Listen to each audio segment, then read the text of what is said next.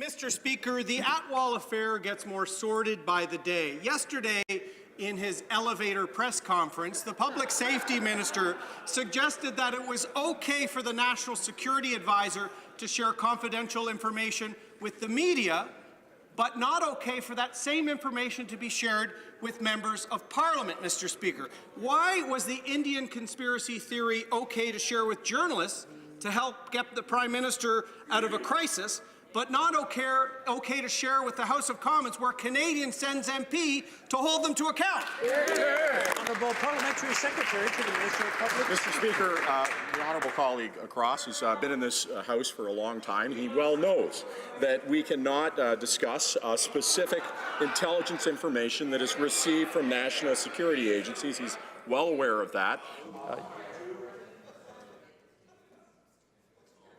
Okay, I'll let the Honourable Parliamentary Secretary continue. Thank you. Thank you, Mr. Speaker.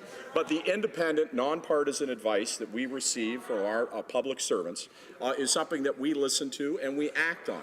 Unlike the party opposite, we do not particize or play games with our public service. We make sure we listen to their advice and act accordingly.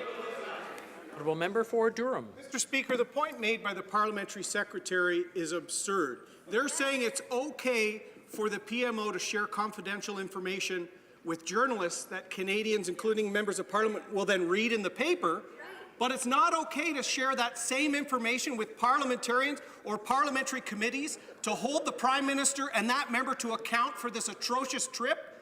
When will they admit that the cover-up of the Atwal affair is worse than the crime? The Honourable Parliamentary Secretary.